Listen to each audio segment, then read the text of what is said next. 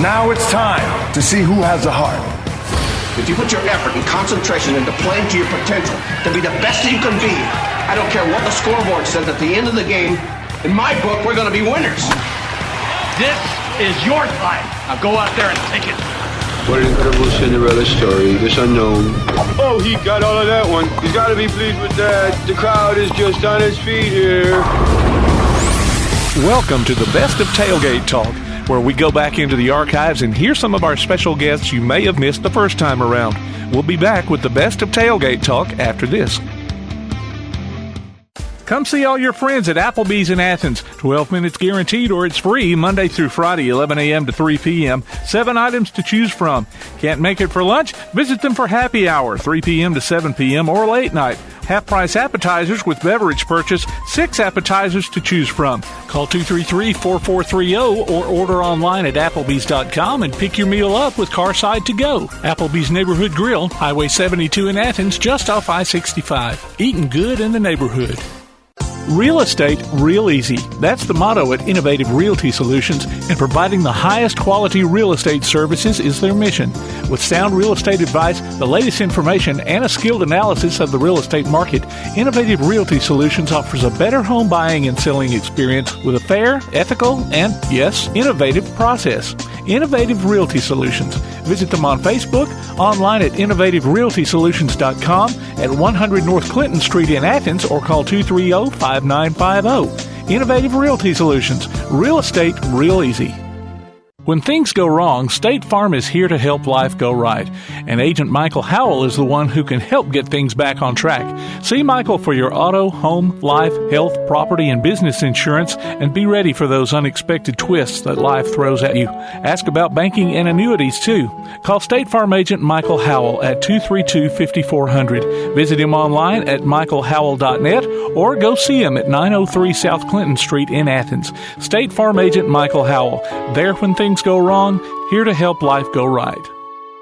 From day one, First National Bank has been built on a strong foundation of community first. First to lend a helping hand, first to help with community events and fundraisers, first to support local students, athletic programs, and civic organizations, first to support events like United Way, Relay for Life, and many more charitable events, and most importantly, working for our great community. Without you, there'd be no First National Bank. Making communities great together, that's what we strive for. Equal Housing Lender, member FDIC. The world is changing.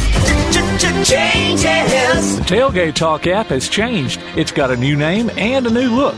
It's now known as PAS Plus, and it's your home for Applebee's Tailgate Talk, along with James Clement Sports and Calhoun Basketball.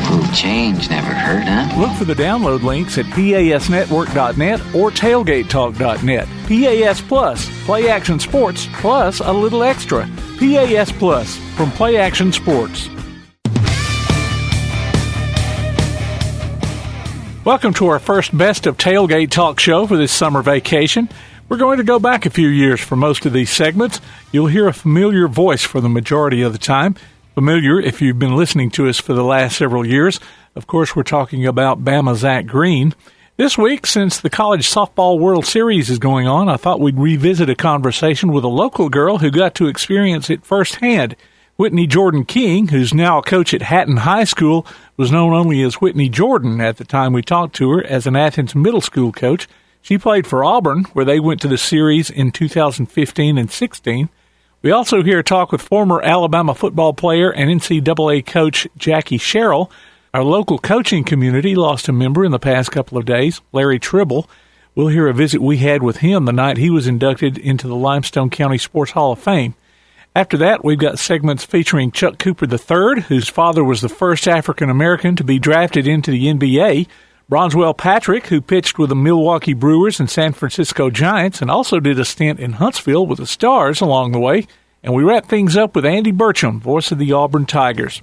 Keep it here. Applebee's Tailgate Talk will be right back.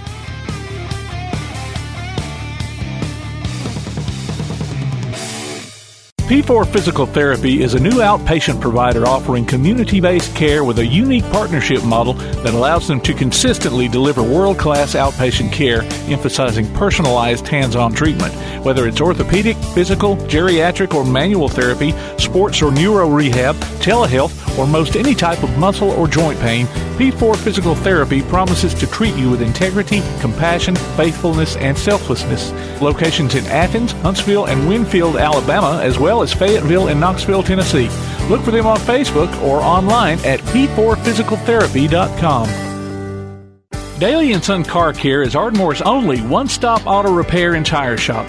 Whether it's major mechanic or brake work or routine maintenance like an oil change or lube job, Daly & Son Car Care has been satisfying customers all over with their fast and friendly service. They're also your headquarters for quality Cooper tires. Stop by and see Wayne, Nikki, or Dale at 25600 Main Street in Ardmore, Tennessee, or call them at 931-427-4651. They're on Facebook, too.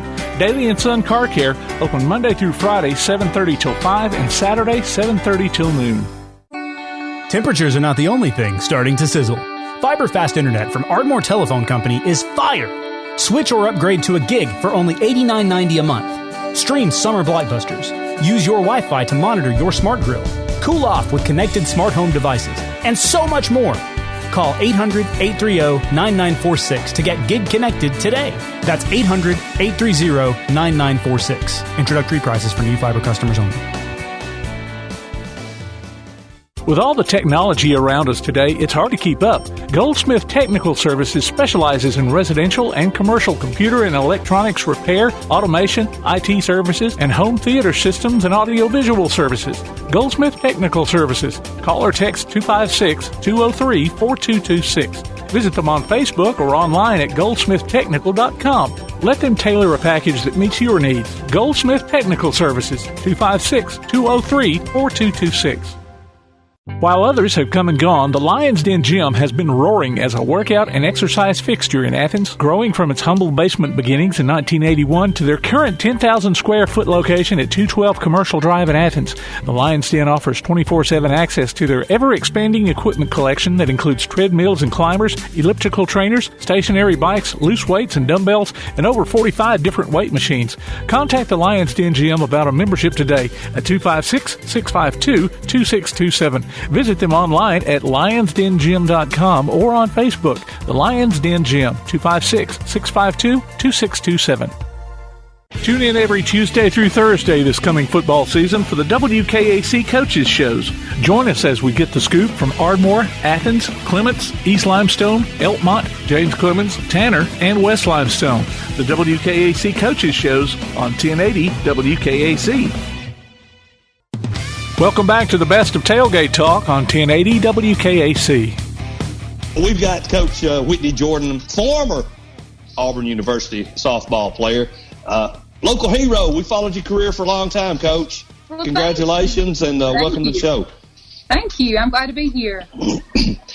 Now, are you an assistant as well with the Athens High School softball? I'm not. I was last year.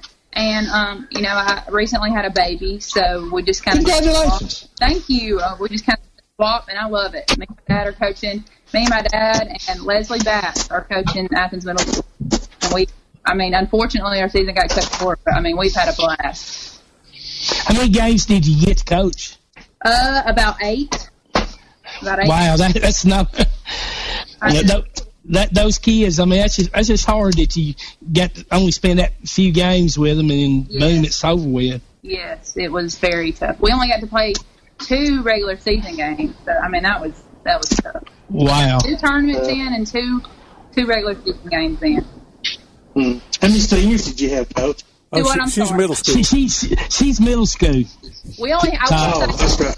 I will say. Didn't hear that in the beginning. We had 16 girls and only 3 of them were 8th graders. So we're very young.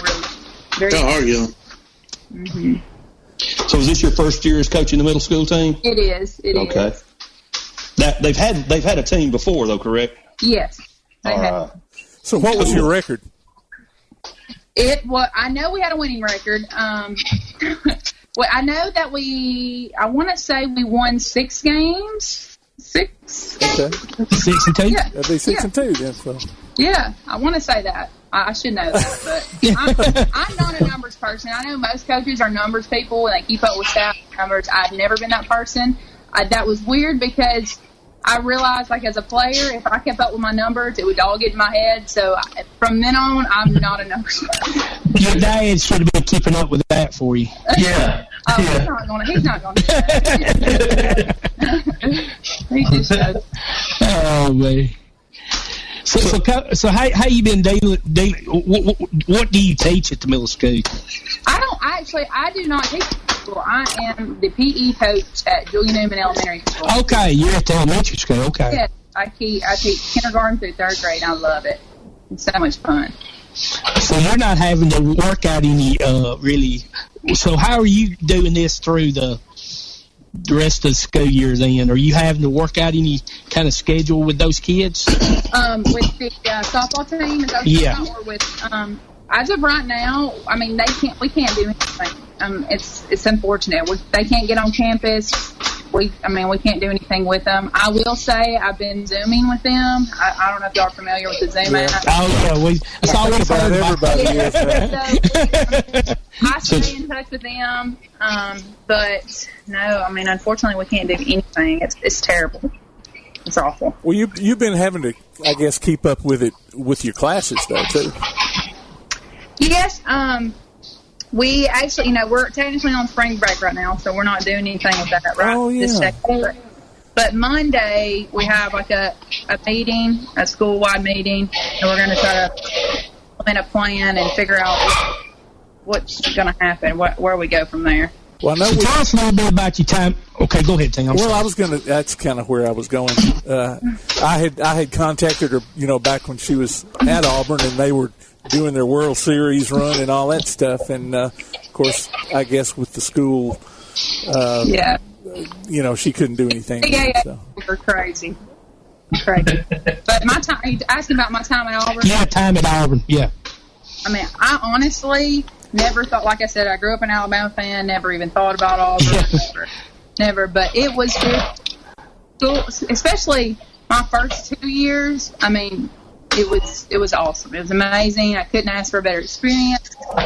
Obviously, my 3rd year there, I only played 3 years there. My 3rd year there, it was a kind of a bus. But it wasn't just a bus for me. It was kind of a bus for everybody. School was still great. I mean, the school aspect of it, the academic aspect of it was amazing. But the side of it, kind of that stuff.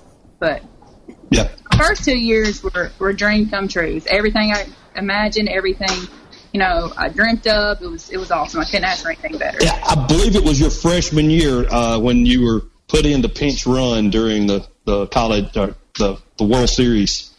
I was put in. It was actually it was the regional tournament. Okay. We were.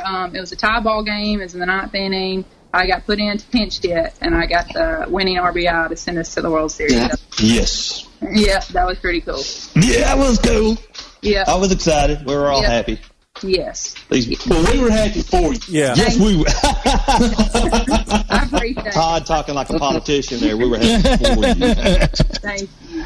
We don't really like Auburn, but we like Jordan. We're happy. Yeah, we weren't happy. But we're happy for you. Yeah. Well, I appreciate it. Yeah, it was good seeing local girl. Dude. You said you really love the coaching the middle school girls. You come from playing college softball at a high level. I mean, there's a time from Todd and I played baseball against each other in high school, and there's times when, as a ball player, you try to coach the kids the stuff that you do naturally, and I couldn't explain sometimes when I was coaching my children. But you try to. Do you run into that? I mean, being able to play at a higher level, but then you've got to break it down to fundamentals with the middle school girls. Oh yes. Luckily, I will say, our coaches at Auburn, they taught me totally different than I've ever been taught in every aspect: defense, offense, mentally, everything. So luckily, I mean, believe it or not, like, we broke it down every single day at practice. So I try to implement a lot of that. I mean, the majority of what we do at our middle school practice, I mean, obviously we had a lot of rain this year, so we were stuck inside. Oh, yeah. That was tough. But it was actually good for me because it gave me a chance to really break it down with the girls. I mean, I'm very fundamental. I'm the most fundamental person. I had to be, though. I'm not... Obviously, you learn stuff naturally, you know, just playing so much. I played so much ball. It's crazy. But I literally, from the time I was 6 years old to my last college game practice, fundamental. I'm 100% a firm believer in that. Excellent. So, Whitney, what was the whole World Series experience like? You know, it's weird because when I played travel ball, we actually, one of our nationals was actually at the Oklahoma City Hall.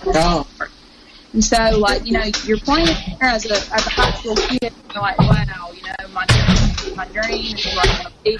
But when you're in it, like, and you're not watching it on TV or you're not in the stands, when you're in it, it just feels like another game. It really does. And then when you go back and you watch it, I try not to watch a lot, but I do watch the World Series stuff. It's kind of like, whoa, you know, but when you're in it, it's just another game. Well, talk about your recruiting process a little bit. Who contacted you? How did you get to Auburn? What were some of the other schools that were? I had a crazy recruiting process. So, obviously, I grew up an Alabama fan. You know, from the time I was little, I was like, I'm going to go to Alabama and I'm going to play softball. I went to every camp from the time I was 8 years old to the time I was 16. I went to every single Alabama. You know, softball's weird. And it's just I feel like every sport, but softball especially, you know, it's earlier and earlier and earlier the recruiting process started. Well, I always played locally, growing up, travel ball. And when I hit 16, we finally made the decision to, it's time. We gotta push it, and we gotta go on somewhere so I can be seen. So my second year of 16U, I went and played with the Germantown Red Devils out of Memphis. And, I mean, it's the top of the top travel ball. And I got some looks, but it's always like, you know, when the big coaches were there, I would get walked. Or, like, a ball didn't get hit to me. It was just like it never worked out. So what happened was David Lipscomb, I actually pitched. I don't know if y'all know that. I was a pitcher in high school. Didn't want to pitch in college, which I should have, but at the time I just didn't want to. But David Lipscomb was really recruiting me hard. I mean, they offered me a 92% scholarship. At the time, I thought I wanted to be close to home, but I was never. It's so funny. Like, when they were recruiting me hard, I remember sitting in my living room and telling my mom, I'm like, I don't want to go to David Lipscomb. I want to go anywhere but David Lipscomb. But really, they were the only person to offer me. Tennessee offered me, but they wanted me to walk on. So, and we just financially, we could not do that. So I made the decision. I signed with David Lipscomb. I was going to, I guess it's kind of like Camp War Eagle when you go and you register for your classes the summer, before you go in August. Well, went, stayed the night. I was miserable. I was like, golly, this is not, it just wasn't the college for me. Well, when I was going back, when that year that I played for the Germantown Red Devils when I was 16, that summer we had an off weekend, and my travel coach at the time, Jack Kenny, he was like, this weekend that we're off, you really need to go try out for the Adidas Futures team. It's like Adidas Futures is a tournament in Utah. Every state has a team, but a lot of states combine, like the smaller states will combine with another state with a team. So we had tryouts in Birmingham. I made the team. I was one of 6 to make the team. And then we actually combined with the Arizona team. So there were 6 girls from Arizona and 6 girls from Alabama. Wow. Yeah, so we combined, and crazy. Corey Myers who is Clint Myers, my head coach at Auburn. Yeah. His son at the time was their coach, the Arizona girls coach, and we had another coach. But so the coaches, we coached together. Well, they kind of, us Southern girls, those girls on the West Coast, they'll travel over here, but us Southern girls, we don't want to travel over there. It's kind of a joke. He was like, what do you think about Arizona State? I would never consider Arizona State. Well, in July, before I was supposed to go to Lipscomb in August, we played his team. I was an 18 at the time playing for the Fury out of Chattanooga. And we played his team at a tournament. And he's, recruiting processes are weird, and I had already signed. He said, all I'm going to say is my dad, that's about to be announced this week, my dad got the job at Auburn. You should really consider it. They can't, that's about all he could say. So I was like, holy, I never considered Auburn. I'm a fan. I had never considered Auburn, but my parents are like, Whitney, this is your chance. I'm just telling you, you weren't happy, you're not going to be happy, yada, yada. So it took me a week. I was torn. And it's a slow process, when you sign your life away, you sign your life away. So I decided to well, David Lipscomb would not release me. They have the choice to release you or to not release you. So I actually had to stay home a year. I'm 16. I did not. That's rough that they wouldn't release you. That's very rough. Good Christian school like that. It was hard. I went to Calhoun. I wasn't a full-time student because the rules are weird. If you're a full-time student, you lose a year of eligibility, yada, yada, yada. So I only went to school part-time. But that was hard. But it ended up working out for the best. It really did. I got a year of maturity, a maturity year. And, I'm so happy with my decision. Did you play softball at Calhoun or just? I couldn't. If I would. You couldn't? Okay. Yeah. I didn't. I bet that was a tough year, though, sitting out watching others play and wanting to be out there on the field. It was very hard. I had the option to go ahead and go down there and, practice with the team, but I would have to be a full-time student. I don't have to lose a year. And all the coaches, suggested me stay home, not be a full-time student, get some classes under my belt, especially your first classes in college, the hard classes. And, but like I said, it worked out for the best. It was hard. I will say sitting out a year really, really hurt me. Just not getting the reps, the live reps that you would get. That hurt. And it took a while for me to get back in my group. But it worked out. Well, plus, too, the speed of the game is so much different at that level versus what you'd experienced up to that point. And then, like you said, having that year gap, I can't imagine how tough that was. It was extremely hard. But, like I said, it was worth it. It was. Well, I'm glad it worked out for you. Yeah. So after the year, the original signing deal with Lipscomb is legally void, and you're able to go where you want. So it was actually kind of that is what happened. But so since when you signed, they had you for 4 years or whatever. So after the year was up, since they decided not to release me, that money that they owed me, they couldn't give to anybody else. So they're holding off on their money. So that second year, they could have said, no, I'm not going to release you again. But after the first year, holding that money, they needed to get a recruit. So they let me go. It was kind of a tricky, sticky situation. That's crazy. I know. Yeah. Wow. That's awesome. Before we let you go, real quick, where does your mama work? Where does my uncle work? Is that what you Your asked? mama. Your mom? My mom, she works in the Arsenal. I don't know why. I met her somewhere, and I don't remember where I met her. She works in the Arsenal. She, all I know is that she protects us from the bad guys. That's all I thank her for doing that. Absolutely. Thank you, Whitney Jordan. Thank you so much for joining us on Applebee's Tailgate Talk. Thank you so much. I appreciate y'all having me. Thank you. Thank you, Coach. Have a good day. Have a good day. Bye-bye. Bye-bye. Ladies and gentlemen, that was Coach Whitney Jordan, a former Auburn Tiger softball player. Great interview. That was awesome. That was great. Tim Lambert. It's time to take a quick break. You're listening to Applebee's Tailgate Talk on WKAC, the Big 1080.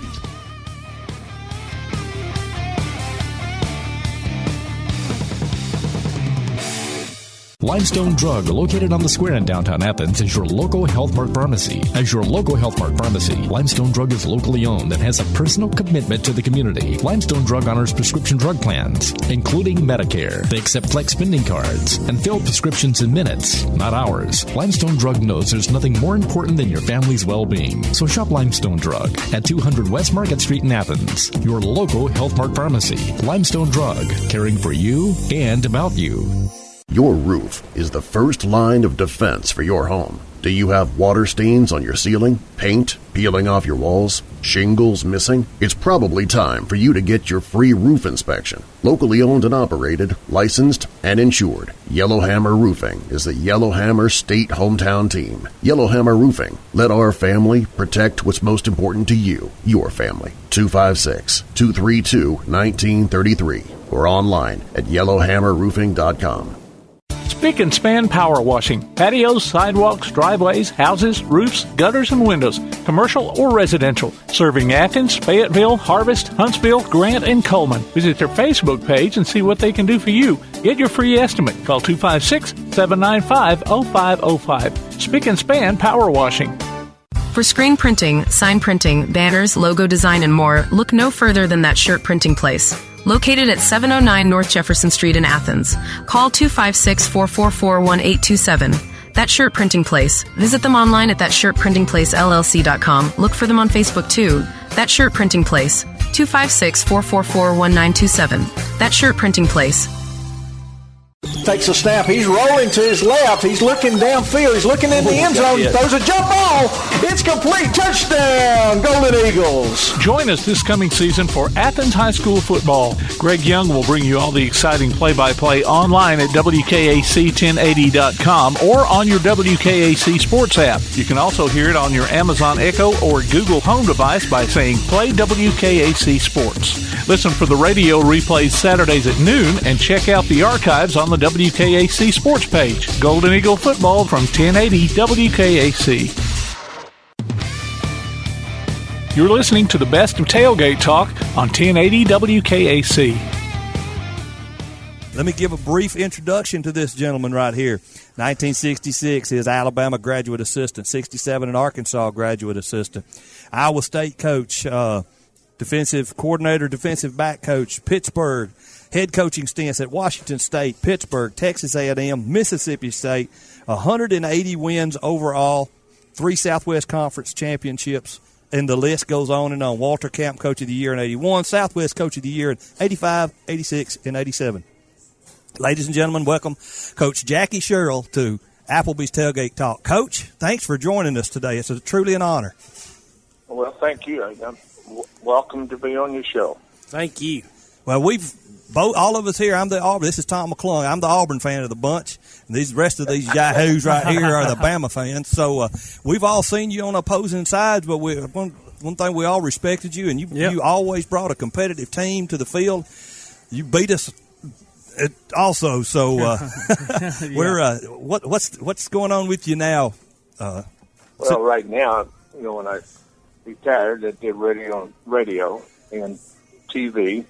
And then I started a sports nutrition company, and right now I'm helping a stem cell company, taking former NFL players and that need help, and then giving them the opportunity to have stem cell therapy. Oh, wow. That's awesome. That is great. Dementia, possible CTE, to ALS, to shoulders, knees, backs, and it's all has benefited every one of them. And we keep having guests on there talking about that. Yeah, involved in the stem cell. We've had Don Horn and Kurt Walker from football and hockey, and it's. Are you involved in the same organization? There's different companies around, and most of the orthopedic surgeons, the team doctors, are doing some form of stem cells. When you bank your kid's, your newborn's child's cord blood, down the line that can be used for different blood diseases, but now they're banking the tissue Yeah. And out of the tissue or the blood, they can start and separate the stem cells and harvest the stem cells. To give you an idea, PRP was Dr. Stedman in Colorado at one time, this is years ago, probably had all the NFL major players in baseball, basketball, that would come to him and get their knees washed out or treated after the season, and most quarterbacks. But he was also the first that started the microfracture, where you drill holes in the condyle, and then when the blood comes down, and then that ended up building buffer or cartilage. And then they found out of taking the blood out, spinning it down, putting it back in helped. Then he went from there to what today the second passage or second is SVF, where they take stromal fat tissue out of your abdomen, spin it down, and put it back in, or they do BMAC. That's the bone aspirate concentrate. So most orthopedic surgeons are using some kind of stem cells, but you go further, in those first three, you could get anywhere from 5,000 to 50,000 MSCs, and that's the mesenchymal stem cells, or in the scientific world, it's mesenchymal, but they end up being in the 200 million, 300, 400, however you want. But the company has a patent where they can take BMAC or fat from the abdomen, spin it down, and put it through different passages to grow out where you're only having MSCs re-injected back into your body or re-infused. It's truly amazing what they can do with medical. Well, stem cells is the medicine of the future. You know, what the biggest results that you see is the autoimmune and anti-inflammatory. And, you know, if you have a knee or shoulder and the pain goes away, your knee or shoulder still may have a problem or an issue, but you don't have the pain that you had before. Excellent. That's amazing. So, Coach, you know, with that treatment, how often do you have to take, you know, to do the stem cell treatment? One time to, you know, fix it, or it depends on how damaged you are, meaning the knee or the shoulder, or and that's something that with time, for example, you know, what it really helps the autoimmune. Yeah. And we've had kids as young as 6 or that's had therapy, and a young lady from 6 years old all through her life, she had systemic arthritis, rheumatoid arthritis in child. Wow. And there was a point where she was taking 48 meds a day. She couldn't stand up straight. She weighed 80 pounds, and now she weighs 120 pounds and does what she wants to do, eats what she wants. That's amazing. It's something I've always been interested in. This is Todd, by the way, Coach. I've had several surgeries over the years and in a lot of pain, you know, from those surgeries. And so, yeah, man, that's awesome what you've been saying. Where it's going in the athletic world, you'll be able to take your MFCs, freeze them, and if you're injured on Sunday, you're able to inject them back. Wow. And, for example, I had my foot operated on July 5th, and before the operation, after the operation, you know, the doctor said you're going to be in some type of boot for 4 weeks, maybe 6 weeks. Well, in 2-3 weeks, I had my shoes back on. Wow. And I had stem cell infused intravenously 5 days before the operation. Oh, okay. And I'm going back to get some more. That's amazing. That's unbelievable.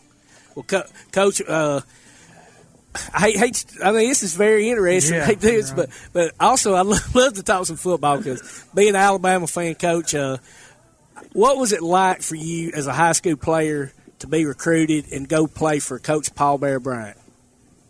Well, you really can't express it in words. Even then, it was one of the highest honors that you can have. And just being in Coach Bryant's presence. People always ask, how do you describe Coach Bryant? Very simple. He was a man's man. Everything you wanted to be in a man, he was. He's big in stature, very strong, but yet had great compassion. He did more things for more people, but it was always behind closed doors because he didn't let anybody know what he did.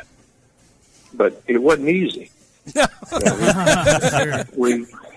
were 67 freshmen, and there were 7 seniors my senior year. So why 60 out of 67, and a lot of the 60 that left were better athletes than what stayed. We just didn't know any better.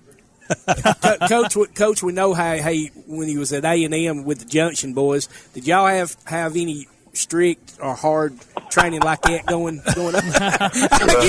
Let me put it this way: you did not want to be kept after practice. Or you didn't want to be part of when he stopped practice. Now, those you didn't want to be a part of. We'll be back with more of our Tailgate Talk conversation after this. Real estate, real easy. That's the motto at Innovative Realty Solutions, and providing the highest quality real estate services is their mission. With sound real estate advice, the latest information, and a skilled analysis of the real estate market, Innovative Realty Solutions offers a better home buying and selling experience with a fair, ethical, and, yes, innovative process. Innovative Realty Solutions. Visit them on Facebook, online at innovativerealtysolutions.com, at 100 North Clinton Street in Athens, or call 230-5950. Innovative Realty Solutions. Real estate, real easy. Temperatures are not the only thing starting to sizzle. Fiber fast internet from Ardmore Telephone Company is fire. Switch or upgrade to a gig for only $89.90 a month. Stream summer blockbusters. Use your Wi-Fi to monitor your smart grill. Cool off with connected smart home devices. And so much more. Call 800-830-9946 to get gig connected today. That's 800-830-9946. Introductory prices for new fiber customers only. P4 Physical Therapy is a new outpatient provider offering community-based care with a unique partnership model that allows them to consistently deliver world-class outpatient care, emphasizing personalized hands-on treatment. Whether it's orthopedic, physical, geriatric, or manual therapy, sports or neuro rehab, telehealth, or most any type of muscle or joint pain, P4 Physical Therapy promises to treat you with integrity, compassion, faithfulness, and selflessness. Locations in Athens, Huntsville, and Winfield, Alabama, as well as Fayetteville and Knoxville, Tennessee. Look for them on Facebook or online at p4physicaltherapy.com. When things go wrong, State Farm is here to help life go right. And Agent Michael Howell is the one who can help get things back on track. See Michael for your auto, home, life, health, property, and business insurance, and be ready for those unexpected twists that life throws at you. Ask about banking and annuities, too. Call State Farm Agent Michael Howell at 232-5400. Visit him online at michaelhowell.net or go see him at 903 South Clinton Street in Athens. State Farm Agent Michael Howell. There when things go wrong, here to help life go right. Come see all your friends at Applebee's in Athens. 12 minutes guaranteed or it's free Monday through Friday, 11 a.m. to 3 p.m. 7 items to choose from. Can't make it for lunch? Visit them for happy hour, 3 p.m. to 7 p.m. or late night. Half-price appetizers with beverage purchase, 6 appetizers to choose from. Call 233-4430 or order online at Applebee's.com and pick your meal up with Carside to Go. Applebee's Neighborhood Grill, Highway 72 in Athens, just off I-65. Eating good in the neighborhood. Keep up with local school, travel, youth, and amateur sports throughout the week with the Play Action Sports Update. Listen weekday mornings at 7:30 and weekday afternoons at 1:30 and 3:30 as we bring you the latest scores, news, and announcements from Limestone County and surrounding communities. That's the Play Action Sports Update 3 times a day, Monday through Friday on 1080 WKAC. We continue with our conversation on the best of Tailgate Talk on 1080 WKAC. I don't know if many people know this. It's Tom McClung again, Coach. But you started the tradition of the 12th man kickoff team that's still observed at A&M today. You talk about some of these. That 12th man kickoff team that took students out of the student body and made a kickoff team. And going all the way back to the origination in my mind was going through a club initiation in Alabama. Saturday morning, we went through a whole week, and we got slatted. We had to carry around a 30-inch paddle. Ooh. But we got slatted, and it hurt, but it didn't hurt. And Saturday morning, I had one of the baseball players that also played football, and it hurt so bad. I turned around and I said, "Ain't taking another one." So, well, you have to go to a club. I said, "I'm not taking another one. And there's not anybody in this room that's big enough to make me either." And so I did take, but that was in the back of my mind. And I used to go work on the bonfire, and it was really a relaxation for me because I get up on the fourth stack that was about 40 feet high and just enjoy watching the kids work, how organized. But the Red Pots were in charge of the bonfire at A&M. There were 5,000 trees cut, and you had to carry the trees out of the woods by hand. And also, you look from 4 inches in diameter up to 6 feet in diameter. I mean, there were some big, big trees in, and it was, stacked up 6 stacks. Well, I stopped one night after work, like kind of a routine, and there was a little bonfire about 30 yards from the stack. There was a little bonfire and a 55-gallon drum. Well, the Red Pot was beating on the drum. I walked up and said hello, and he wouldn't even look at me. All of a sudden, some guys on the fourth stack that were going to be initiated to be a Red Pot. So they slid down the stacks, and the stacks are all wired, so they had to be cut in their hands. They went over, and the first one bent over, and so the guy, Red Pot, hit him with 3 slats, and you're supposed to say, when you had enough, take your best shot. And it was like a badge of honor if whoever took the most licks. Well, on the third time, he said, take your best shot. He hit him the 4th time. The accidental broke. And you start all over. Jeez. So I'm watching that. And I'm thinking to my mind, it brought me back to my Alabama days. And I said, there's 40,000 students on this campus. I can find 11 guys to cover kickoffs that don't care anything about their bodies, that are crazy. And that's what we did. We put it in the school paper. 252 showed up for the first meeting. We whittled that down to 40, and I allowed 40 to come out for spring practice, and I'd keep 20 in the fall. But what it really did for our football team, I wasn't smart enough to figure out before. It took our football team to the student body and brought the student body to our football team, because these guys were roommates, corpsmates, dating buddies, and they were just like any regular student. But yet, they had an opportunity to be on Texas A&M football team. When Texas A&M, Texas, had that big rivalry going. I guess they still do. It doesn't seem like it's as big as it used to be. But you were one of the few coaches that ever really had a winning record against the Longhorns while you were there. Well, they always was. It's kind of still today when you talk about the Blue Bloods. Ohio State, Auburn, Alabama, Michigan, Florida, Texas, SC. Those are the Blue Bloods, and it usually hadn't changed. Yeah. So, Texas and A&M are in the 2 of the strongest college football TV stations or areas. They rate the top places in the country, the cities that are college football fans. And number 1's Birmingham, and it's been number one for many, many years. 84% of the people in Birmingham are college football fans. That means they watch, they contribute, they go to the games, but they're football fans. And then Atlanta is number 2 at 41%.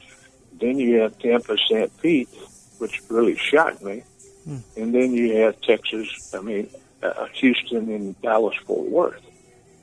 So you got 2 out of the top 5 are in the state of Texas, and that's why the SEC was able to sign that contract with ESPN, and no one has ever told the amount because they won't let it out because the true amount, because ESPN doesn't want the other conferences to know what they're paying. I'm sure. Well, hey, Coach, this is Todd again. Let me ask you this, man. You've had such a wonderful career and had a lot of stops along the way. Does through all the jobs that you've had, does any one of them stand out, maybe good or bad, more than any of the others? No.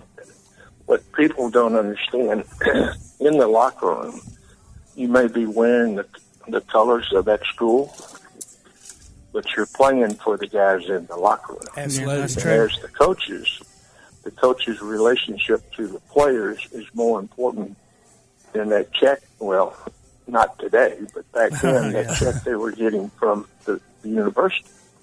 We talk about military guys.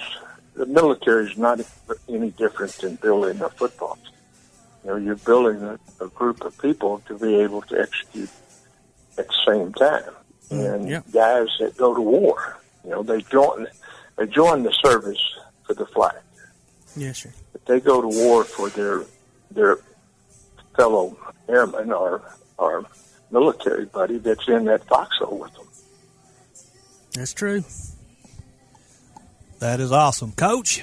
I think we've exhausted our questions for now, and I knew Bama Zach was going to have to get the what's it like to play for Coach Bryant. One last question I'll ask you, Coach. I know it's been several. You've been away from Alabama for a long time, but I know you still got to have that special place in your heart for him. What do you feel about Coach Saban and this run they've had on last several years? Well, it's phenomenal. But, a lot of people say, well, he's at Alabama. Well, that's true. There's been other people at Alabama that were not as successful as Absolutely. We don't want to go back and remind some of them coaches. Woo. No. Nick is a player's coach. It's hard to work for Nick, but it was hard to work for me, too. You are not your player's friend. You are your player's coach. Yeah. You are not your child's friend. You are your child's parent. And as a head coach, you're not your assistant coach's friend. You're their boss. And, there's a lot, just like a lot is being said about Lane Kiffin and Nick, loyalty doesn't flow down, it flows up. Yeah. And, some people don't understand that. And there's only one head coach at each institution, but when anybody thinks they're better than the head coach, then they don't need to be there. Yep, that's true. That's awesome. That's exactly right. Coach Jackie Sherrill, thank you so much for joining Applebee's Tailgate Talk. It's been a hoot, and we hope you come back and talk to us again, bud. Well, thank you. And thank you, Coach. Best of luck on the stem cell research you're doing. Yeah, that's awesome. Great work. Great work. Well, I appreciate it. See you guys later. Yes, sir. Thank you, Coach. See you on TV. Yes. Bye-bye. Bye. That's awesome. That was an awesome interview. Wow. The stem cell stuff, and like that you was said, interesting, man. With a lot of the stuff you've went through your surgeries and stuff, that's something, that's a consideration. I've read about it and stuff, but you got to have a couple of dollars for it, too. So. Yeah. He almost sounds like he could, just pick up a scalpel and perform the surgery himself. He's pretty educated on it. Without a doubt. You've been listening to Applebee's Tailgate Talk on WKAC, the Big 1080.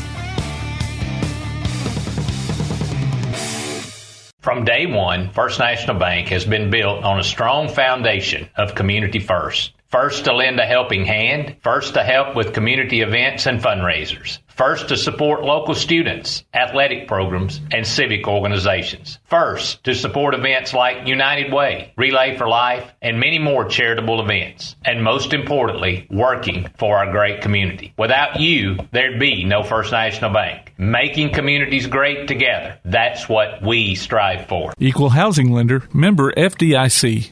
Daly & Son Car Care is Ardmore's only one-stop auto repair and tire shop. Whether it's major mechanic or brake work or routine maintenance like an oil change or lube job, Daly & Son Car Care has been satisfying customers all over with their fast and friendly service. They're also your headquarters for quality Cooper tires. Stop by and see Wayne, Nikki, or Dale at 25600 Main Street in Ardmore, Tennessee, or call them at 931-427-4651. They're on Facebook, too. Daly & Son Car Care, open Monday through Friday, 7:30 till 5, and Saturday, 7:30 till noon. Limestone Drug, located on the square in downtown Athens, is your local Health Mart pharmacy. As your local Health Mart pharmacy, Limestone Drug is locally owned and has a personal commitment to the community. Limestone Drug honors prescription drug plans, including Medicare. They accept flex spending cards and fill prescriptions in minutes, not hours. Limestone Drug knows there's nothing more important than your family's well-being. So shop Limestone Drug at 200 West Market Street in Athens, your local Health Mart pharmacy. Limestone Drug, caring for you and about you. Your roof is the first line of defense for your home. Do you have water stains on your ceiling, paint peeling off your walls, shingles missing? It's probably time for you to get your free roof inspection. Locally owned and operated, licensed, and insured, Yellowhammer Roofing is the Yellowhammer State Hometown Team. Yellowhammer Roofing. Let our family protect what's most important to you, your family. 256-232-1933 or online at yellowhammerroofing.com. When you're looking for something special for your next event, why not bring in the most amazingly fine flavored shaved ice this side of the islands, Kona Ice of Decatur and Athens. Whether it's a school or major sporting event, a picnic, or festival, Kona Ice brings the fun and laughter. From their steel drum music to their signature flavor wave, where guests can flavor their own shaved ice. No event is too big or too small. Kona Ice makes fundraising easy too. Call Kona Ice today and tell them what you have in mind. 256-566-5298. Or look for them on your favorite social media platform. Kona Ice of Decatur in Athens. 256-566-5298. Keep up with Athens and Limestone County sports with a Play Action Sports Report. Look for it every Wednesday on your favorite podcast platform. The Play Action Sports Report. Scores, interviews, highlights, and more from school, youth, and amateur sports in Athens and Limestone County.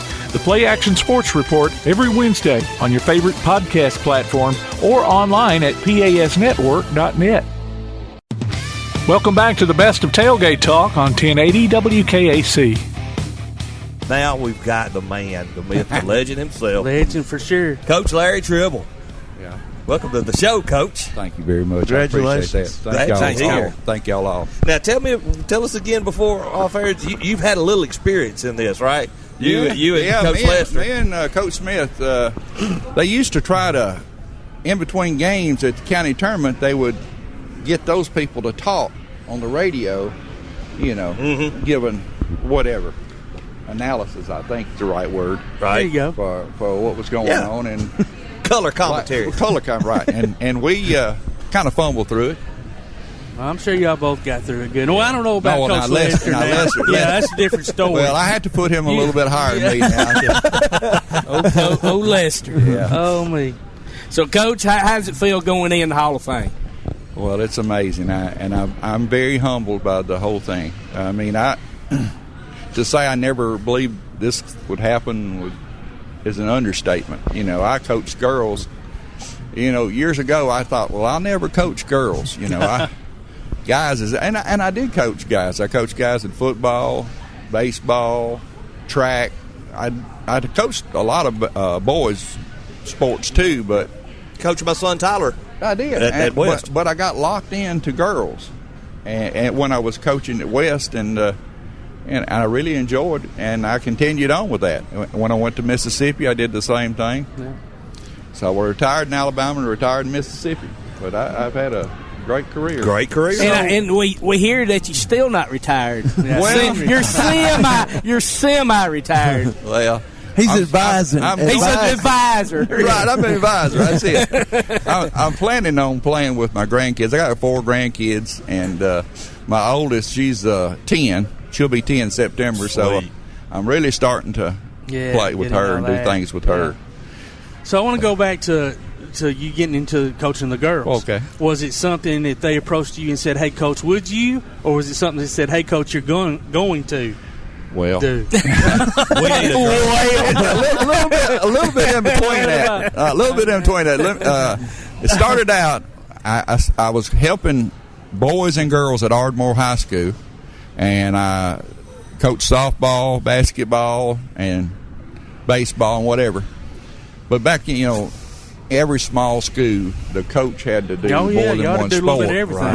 Right. Yeah. And so up there, I was working half a day teaching school, and then I was coaching the other half a day, which I wasn't getting paid for that. So the job came open at West Limestone the next year. After I'd done 2 years at Ardmore, I did my student teaching at Ardmore, and I stayed on for 2 years. And so when I went to West Limestone, that's what was open, girls basketball. Gotcha. And I wanted a full-time job because I love eat. I really, really I understand, Coach. Yeah, having that food and that roof over your head is important stuff. Yeah. But I really, really and truly enjoyed it. And even today, I enjoy it. I think girls are more apt to listen. That's what I've always heard that, and I was going to ask you that. I've always heard they were more coachable. Now, if you get a boy to believe in what you're saying, they'll run through a wall for you. Oh, yeah. But a girl will ask you questions. Why? Yeah. But once you sell them on why you're doing it, they're good. They're good to go. But talking about that, it seemed like Justin had them that attention when y'all won the championship. There. Oh, yeah. Now, I won't say I lucked into the position, but kind of did. Those kids had been successful all the way through junior high. Yes. And so when I finally, when Justin let me come on and help him out, it was a pleasure. It was such a pleasure to see everybody bought in, committed to doing what they needed to do to win. So many times you got 6 or 7 in that state, but you don't have the whole team. But everybody on that team was willing to do whatever it took to win. And that's what it takes to do it. It does. Exactly. It does. I think one of you players is going to be here tonight. What was it like to play Coach Chastity leg? Well, she was a ball player. I will tell y'all. She was an extreme. She played as a 7th grader. Mm-hmm. Yeah. For me. And the first time I put her in the ball game, it didn't click because I had a tendency to be very stern. And I used my stern voice. And remember, she's a 7th grader. She's like 12 or 13. She started crying. I couldn't even coach her anymore the rest of the ball game. I couldn't coach her. I tried to explain to everybody else I didn't mean. Because all the girls got mad at me that I had made her cry.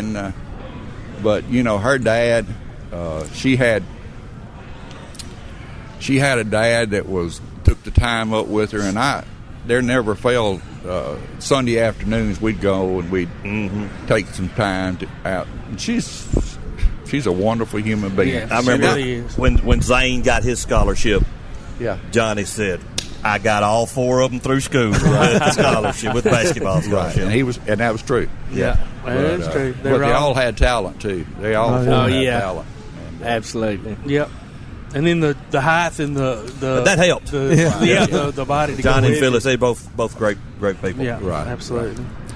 So getting back to you first, you were talking about how humbled you were, and I've never, and I don't know if any of us have ever gotten anything, acknowledged to this level. But but first, I want to say that you're more than deserving. No doubt. Absolutely. I mean, it's the truth. Well, can I tell one story? Absolutely. You go right ahead. Please do. I got one short story. My sister, I saw her, and it had run in the paper for a couple of weeks. The Hall of Fame thing. Yeah. And my sister said, "I'm going to the Hall of Fame." She had a friend that was getting into the Hall of Fame in bowling. Oh. And I thought, oh goodness, she's mad because I didn't tell her about the Hall of Fame because I hadn't mentioned it to her. I told both my brothers. Yeah. I told my mother. but I hadn't told her. So I thought, oh, she's getting it. Yeah, so I there said, she is. She's rubbing it I in. said, okay, I got into the Hall of Fame. You know, she's going to recognize that. And she said, for what? What'd you do? That sounds like Jessica. And I said, well, coaching, I think. And she said, well, I know it wasn't bowling. Oh, my goodness. You know what? Boy, it sounds like my sister. She still loves you. That's all. Yeah. That's awesome. Yeah, Coach, we're happy for you, and we know you probably got a good speech to give out. No, tonight. I don't actually. You don't? Oh, come on. They said 3 minutes, and I was shooting for. Well, actually, my brother said he had 8 pages for me to read, and I said, well, I've got a half a page. So I think that's that's enough. That's enough. Yeah. Hey, I think last year we had somebody was up there that was pretty nervous, and I think it was less than a minute, maybe. Yeah. They got up there and they pretty much. I thank everybody on the committee and thank you very much. And it was, and they sat down and everybody. Well, I hope I can slow it down to that point. We know you'll do great, Coach. Absolutely. Congratulations, Coach. Congratulations, Thank you very much. Thanks for joining us, man. Ladies and gentlemen, we're going to take a quick break. You're listening to Applebee's Tailgate Talk. We'll be right back. Temperatures are not the only thing starting to sizzle. Fiber fast internet from Ardmore Telephone Company is fire. Switch or upgrade to a gig for only $89.90 a month. Stream summer blockbusters. Use your Wi-Fi to monitor your smart grill. Cool off with connected smart home devices. And so much more. Call 800-830-9946 to get gig connected today. That's 800-830-9946. Introductory prices for new fiber customers only. Real estate, real easy. That's the motto at Innovative Realty Solutions, and providing the highest quality real estate services is their mission. With sound real estate advice, the latest information, and a skilled analysis of the real estate market, Innovative Realty Solutions offers a better home buying and selling experience with a fair, ethical, and, yes, innovative process. Innovative Realty Solutions. Visit them on Facebook, online at innovativerealtysolutions.com, at 100 North Clinton Street in Athens, or call 230-5950. Innovative Realty Solutions. Real estate, real easy. When things go wrong, State Farm is here to help life go right. And Agent Michael Howell is the one who can help get things back on track. See Michael for your auto, home, life, health, property, and business insurance, and be ready for those unexpected twists that life throws at you. Ask about banking and annuities, too. Call State Farm Agent Michael Howell at 232-5400. Visit him online at michaelhowell.net or go see him at 903 South Clinton Street in Athens. State Farm Agent Michael Howell. There when things go wrong, here to help life go right. Now on a platform near you, the only year-round weekly podcast covering the Huntsville Havoc, the Wreakin' Havoc Podcast. News, interviews, and more. Dropping every Thursday, we'll just reek of the Huntsville Havoc. Check us out on Facebook, Twitter, and Instagram, and listen, follow, and subscribe on your favorite platform via the PAS Plus app and online at wreakinhavoc.com. You're listening to the best of Tailgate Talk on 1080 WKAC. We have got on the line Chuck Cooper III. He's the president of Chuck Cooper Foundation, and we're going to be discussing is that your dad, Chuck, or is your granddad that was the first African-American player drafted? Tom, actually, it was my father. It was your father. That's awesome. Yes, sir. That is great. And give us a rundown of the Chuck Cooper Foundation and what all is entailed in that. Yeah, well, the Chuck Cooper Foundation was formed back in 2011 to continue to honor the legacy of my father, Charles Chuck Cooper, the first African-American drafted into the National Basketball Association. But my dad accomplished a lot of things post-basketball. He went back to the University of Minnesota and got a graduate degree in social science. And we decided to continue his legacy by awarding graduate-level scholarships to underserved populations. And thus far, we're getting close to hitting a $250,000 mark. And that's just since 2013. Wow. And so we award scholarships, and then we also provide leadership development, and we outreach to high schools and really speak to them about my father's history and the importance of education and just really doing the right thing. I say too, Chuck, that your dad was also the park and recs director and the first black in that position right there. So he did a lot of big things. Yeah, that was 1970 in Pittsburgh. He was appointed the director of Parks and Recreation, which broke the color barrier for directors in city government. And unfortunately, back in that time, that came with death threats. But he, unbelievable. Yeah. But he continued the legacy of first. But he was someone that was really caring and compassionate about giving back to the community and just really love Pittsburgh, love people, and that love is even shown today because Duquesne University, his alma mater, has decided to name their athletic sports complex, which is going to be a premier facility, the UPMC Cooper Fieldhouse. So, wow, congratulations! The city, the city of Pittsburgh continues to give him love back, and we really are, greatly appreciative. And honestly, pioneers like your dad. We have one, each Southeastern Conference football school has, the gentleman that was the very first African-American football player. And, James Owens is one that stands out for me at Auburn. And those guys, including your dad, not only were they strong pioneers, they had to be extremely courageous men. Yeah, what really amazes me is how they were able to perform at a high college level and at a professional level, dealing with all the other things that they had to deal with.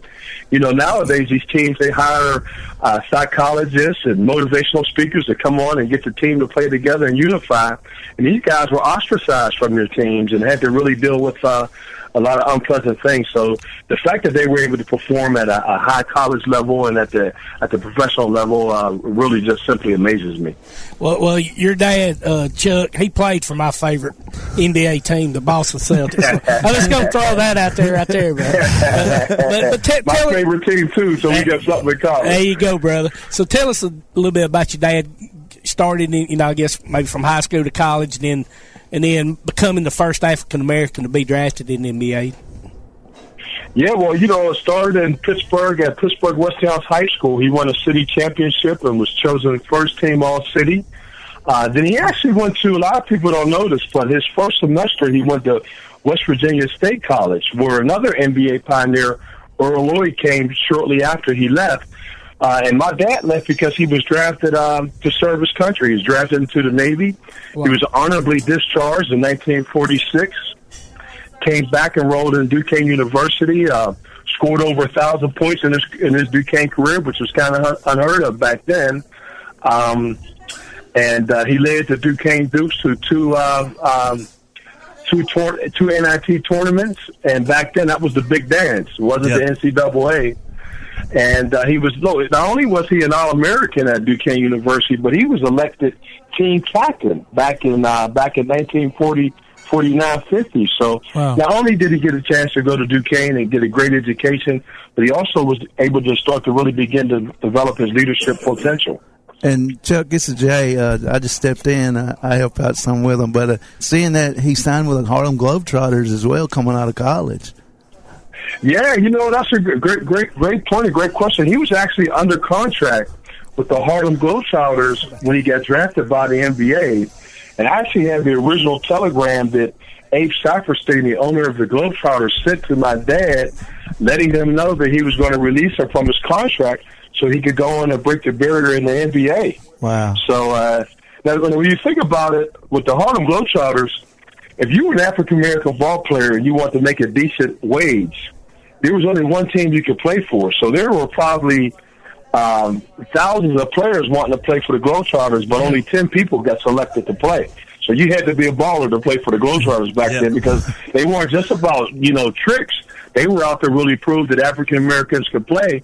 And one of the things that really contributed to the integration of the NBA is when the Harlem Globetrotters beat the Minneapolis Lakers with Big George Mikan, who was almost a Shaq of his time, right? Yeah. Absolutely. Now, how hard was it for him to get out of his contract with the Globetrotters? It was relatively. I don't think it was that difficult. Abe Saperstein, knew that the floodgates were open. I will say that there was an unwritten rule back in the NBA, because when the Globetrotters played the Lakers, they drew 17,000 fans in Chicago to that game. Where the NBA, on a good game in the NBA back then, they may draw 3,000. Wow. So, and then the Globetrotters would barnstorm with the NBA teams because they were actually pulling in bigger crowds. So the unwritten rule was, if you draft an African-American, Abe Saperstein was going to cut that game off of your schedule, which, financially was going to impact a lot of the NBA owners who relied on that game. Oh, wow. So when Walter Brown drafted him, it's in the papers that he said, hey, you know what, you're out of here right now. We don't care. We're going to do the right thing. And, I tell people sometimes that you're a Celtics fan. When you do the right thing, sometimes good things happen. And, 17 world championships later, Yes. and Bill Russell and a bunch of other players that contribute to that, when you do the right thing, good things happen. Yeah. So your dad played 4 years for the Celtics. I'm sure he's told you plenty of stories about how it was to play for the great Red Auerbach.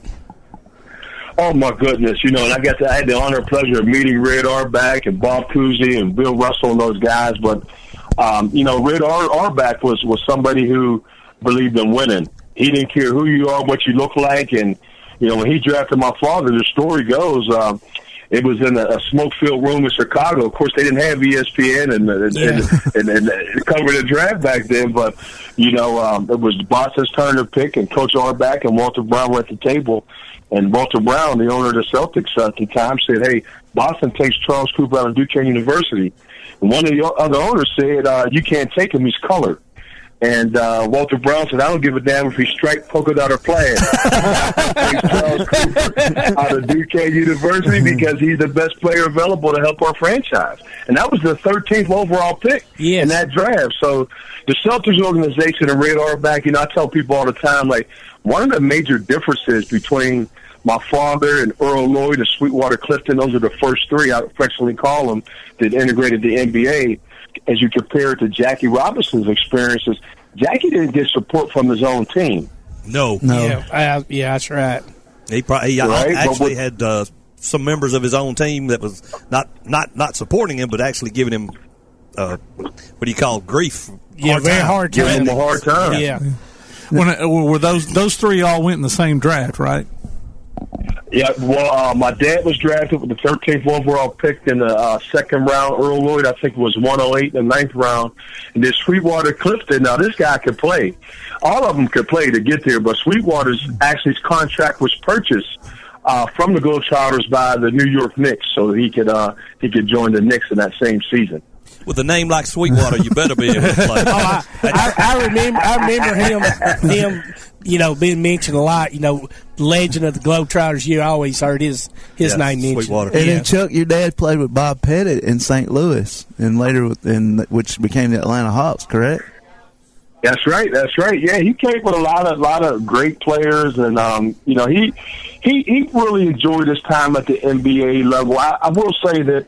He got a little frustrated, even though the NBA integrated that year. Most of the early African-American pioneers up until Bill Russell and Elgin Baylor were really brought in to be role players. They wanted them to play defense and rebound, so they really weren't featuring those guys as players until Elgin Baylor and Bill Russell came along. But all three of those guys that integrated the league were tremendous ball players. My dad probably was the most nationally known because he was an All-American in college, but they were all tremendous ball players. Well, we mentioned a while ago, that your dad probably had a lot of stories about playing for Red Auerbach, but I imagine he had a lot of more unpleasant stories, too, about those days. Well, Red Auerbach is quoted as saying that Cooper had to go through hell, but he carried himself with dignity and respect. But it was certainly tough in those days. There's one story, his good friend who he remained good friends with until my dad's unfortunate premature death. was Bob Cousy, where they were in North Carolina, and they wouldn't let my dad stay at the hotel with the team, and Wow. he and Bob decided to. My dad decided to leave. He didn't want Red to try to fight the battle to get him in. He said, "You know what? I'll just catch a train back." And Bob Cousy wouldn't let him go by himself, and they went on back and ended up having to sleep in a train on their way back to Boston. So again, I don't know how those guys were able to play at that great of a level, dealing with what they had to deal with back in those days, but they found a way to get through it. That's an amazing testament to them and all those pioneers. They still have my ultimate respect. Yes, sir. Well, thank you so much. So like you said, right now, Chuck, you got your foundation. Anything else you got going on you want to tell us about? Well, just a foundation. If anybody out there feels like they want to contribute to a great organization that's really trying to do some great things and help out some young people, they can make a donation at the ChuckCooperFoundation.org. We want to continue to tell the story of the great pioneers, but more importantly, make sure that some young people get a chance to get their education and go on to be good, productive citizens. Big suggestion here, buddy. Get you somebody to help you write a book about your dad and those the struggles, not the struggles and the. What's the moments where you overcome the struggle? The triumph. The triumph. Thank you very much. Yeah. The struggles, the triumph, and there'd be a lot of people would love to read about your dad. Well, hey, Tom, Zach, and Tim, I really appreciate the opportunity, and thank you for that. We're actually exploring some possibilities now. And I'll definitely keep you guys in the loop on that for sure. So thank you very much. And hey, also go to, I just found you and I liked it on Facebook, Chuck Cooper Foundation on Facebook. So you can go there. Thank you so much. It's got a donate button right there where you can donate, and it tells all about it. I think y'all got videos and everything on there that tells you all about it. Thank you so much, gentlemen. I really appreciate your time and your interest in my father's legacy and getting a chance to spend part of my Saturday with you today. Hey, it's an honor talking to you. Well, hey, I want to ask you, too, before we let you go. I saw a post that somebody made about your being such a great teammate. So I'm going to assume you played somewhere. Where did you play? I bounced around a little bit. I was on the state championship team here in Pittsburgh, Schilling High School. Then I went to Salem College. I was always chasing my father's footsteps. I had a pretty good game, ended up getting hurt. But I finished up at Cumberland College in Kentucky. Okay. And in between played a year of community college ball. So I enjoyed the game. I tell the young people all the time, I use basketball at the bare minimum. I got a free college education off the deal. Absolutely. Nothing wrong with that, brother. In Cumberland College, that's where Travis Ford started out, I think. Kentucky. Up in Kentucky. Yeah, okay, yeah. Before he went to Oklahoma State. Yeah, Oklahoma State, that's right. Okay. That's right. Okay. Good deal. Well, Chuck, thanks for joining us, dude. Thanks, don't be a stranger. Come back to us anytime. My pleasure. You guys have a great day. You too, Chuck. Thanks, bud. All right. So long. That was Chuck Cooper, president of the Chuck Cooper Foundation. Chuck Cooper III. So that's great. That'd make a good movie, too. Make a heck of a movie, man. Yeah, I mean, so like I said, what he went through, and then basically that owner said, hey, he's the best guy. We're going to play. Don't care if he's pinstripe, purple, or That's right. whatever. That's right. That's good. Well, ladies and gentlemen, we're going to toss it off to our sponsors for a quick break. We'll be right back. You're listening to Applebee's Tailgate Talk on WKAC, the Big 1080. From day one, First National Bank has been built on a strong foundation of community first. First to lend a helping hand, first to help with community events and fundraisers, first to support local students, athletic programs, and civic organizations, first to support events like United Way, Relay for Life, and many more charitable events, and most importantly, working for our great community. Without you, there'd be no First National Bank. Making communities great together, that's what we strive for. Equal housing lender, member FDIC. Daly & Son Car Care is Ardmore's only one-stop auto repair and tire shop. Whether it's major mechanic or brake work or routine maintenance like an oil change or lube job, Daly & Son Car Care has been satisfying customers all over with their fast and friendly service. They're also your headquarters for quality Cooper tires. Stop by and see Wayne, Nikki, or Dale at 25600 Main Street in Ardmore, Tennessee, or call them at 931-427-4651. They're on Facebook, too. Daly & Son Car Care, open Monday through Friday, 7:30 till 5, and Saturday, 7:30 till noon. P4 Physical Therapy is a new outpatient provider offering community-based care with a unique partnership model that allows them to consistently deliver world-class outpatient care, emphasizing personalized hands-on treatment. Whether it's orthopedic, physical, geriatric, or manual therapy, sports or neuro rehab, telehealth, or most any type of muscle or joint pain, P4 Physical Therapy promises to treat you with integrity, compassion, faithfulness, and selflessness. Locations in Athens, Huntsville, and Winfield, Alabama, as well as Fayetteville and Knoxville, Tennessee. Look for them on Facebook or online at p4physicaltherapy.com.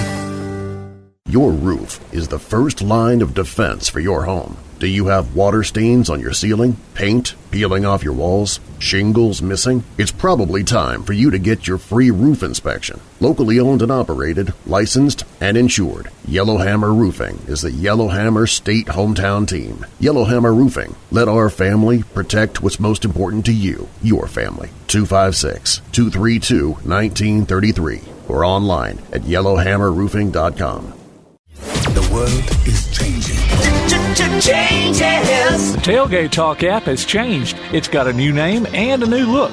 It's now known as PAS Plus, and it's your home for Applebee's Tailgate Talk, along with James Clement Sports and Calhoun Basketball. Ooh, change never hurt, huh? Look for the download links at PASnetwork.net or TailgateTalk.net. PAS Plus, Play Action Sports, plus a little extra. PAS Plus from Play Action Sports. Welcome back to the best of Tailgate Talk on 1080 WKAC. Ladies and gentlemen, Bronswell Patrick. I'm ready to talk some ball. That's what I'm ready to do. Let's do it. Tim had mentioned about the patience that you've had, playing in the minors for so long. But the more I read your profile, dude, I read a man that loves the game. That loves the game, especially one of the quotes you're going to play until they come and take your uniform, and then after that they're going to have to fight you for it. I'm like, man, I love this guy. I've never met him before. But I love him. That's what it's all about. It's all about playing the game the right way. It's the love for the game. I played for a long time, 18 years total. Spent 10 years in the minor leagues before I got called up to the major leagues, and it was a grind, but I always knew I had the talent to be a major league pitcher, and I just knew I had to keep grinding, and eventually one day I'll be a major league player. Now this is something Tim discovered while we were all getting ready, preparing for your interview this morning, is that you actually played for the Huntsville Stars. Yes, I did. I played for Huntsville, and I really loved the city of Huntsville, and the fans were great. Just playing there was fun because we were winning. We had a good team, Jason Giambi, and guys like that. And it was just fun being in Huntsville, being able to go to the stadium every day and playing for the Huntsville Stars, and traveling locally to Birmingham and places like that, Chattanooga. Had a team, Greenville, South Carolina, Orlando, Florida. It was just fun. It was a fun year that year, and I enjoyed the city of Huntsville. Everybody associates Huntsville, like you said, with Jason Giambi, Mark McGuire, Jose Canseco, Terry Steinbach. But you know what? Bronswell Patrick's up there on that one now. Hey, guys. So go ahead. You can put me on that list too. I made it to the major leagues, and I played in Huntsville with the Huntsville Stars, and definitely you can add me to that list as well. List of the stars that come through the Joe. That's what I'm talking about. Hey, were the Stars with the A's or the Brewers when you played with them? No, it was still the A's when I was with them. A's, okay. Mm-hmm. Okay. So looking through your Wikipedia page, of course, when we have anybody on, of course, we look through their Wikipedia page, Bronswell, so we get all their information. It says you had agreed to play as a replacement player in the wake of the 1994 baseball strike. That's very interesting, Bronswell, because we know a lot of times, back then, players were, kind of looked down, if you crossed that picket line, but then a deal was struck right when you were about to do that. How was that back in the day, Bronswell, when you were thinking about, playing? Hey, you were getting your chance. You were looking at it as an opportunity. So how did you feel about that back in the day in 1994? I'll be honest with you. I got some misinformation about that. Looking back on it, it was something. If I would have had the right information, it was all quick and everything just came together so quick. I was a 6-year minor league free agent with the Houston Astros. I had just signed with them that year, and like I said, I didn't get the right guidance on if I played as a replacement player or if I didn't play as a replacement player. And looking back on it, it's something that I wouldn't have done if I had the right information. But the thing is, I had to move on from it and continue to play and support my family. And the guys were great when I got called up to the major leagues with Milwaukee. I explained my situation to them. I was a minor league 6-year free agent, and I got some misguidance on what I should and shouldn't do, and I had to move on from it. But it was an opportunity where I felt like I was caught in between. I had to feed my family, and then again, it's like I didn't know what the right situation was, if I did, if I didn't. Like I said, they ended up striking a deal to where there was going to be a full major league season or a major league season. Yeah. So I didn't get to play as a replacement player, but like I said, looking back on it, it's something I wouldn't have done if I had the right information. I'll tell you, Bronswell, those to me, and I'm cut from a different cloth maybe than other people, but those players that were going to come in and play, they had my admiration. I was one of them that's going to be rooting for, if you had made the switch into the major leagues. I was you still I didn't have much sympathy for the strike during that time. Maybe I was young and looking at it different, but because I knew guys like you had to put food on the table and you had to play, and this got to be your chance. So correct. But you go ahead. Go ahead, but I was just gonna say, your day finally come, Bronswell. Let me see. I've got the actual date on here too. May 18th, 1998. How did that feel when you finally got the call? It's your time, brother. You're going to the big leagues. How did that feel, man? It was great. I mean, I was on top of the world. I was actually in Louisville, Kentucky in AAA, and I was charting in the stands, and the Louisville Redbirds PR guy came in the stands and said, "Hey, they want to talk to you down in the clubhouse." And I'm like, "What's going on today?" That might not be good or bad. I didn't know if it was good or bad, so I walked down to the clubhouse, and Gary Allison, who was the manager, he sat me down and he said, he goes, "Say, I got some news for you." He goes, "You're gonna meet the big league club in St. Louis," and I was like, "What?" I was like, are you serious, or is this a joke?" I said, "No." He goes, I'm serious. You're gonna meet the big league team in Milwaukee. I'm sorry, you're gonna meet the big league team in St. Louis, and they're playing the Cardinals. And I broke down and cried because I knew I had worked so hard to get to that point, and I picked up the phone and I called my mom and told her I was going to the major league, and we both sat on the phone and cried because it was something that I knew coming. Yes, it was a long time coming, and I knew eventually I had the ability to be a major league player. Didn't know it was going to take me 10 long years, but finally when that day came, it was something that, like I said, I'll remember for the rest of my life. Perseverance pays off, don't it, brother? Perseverance pays off. Yes, it does.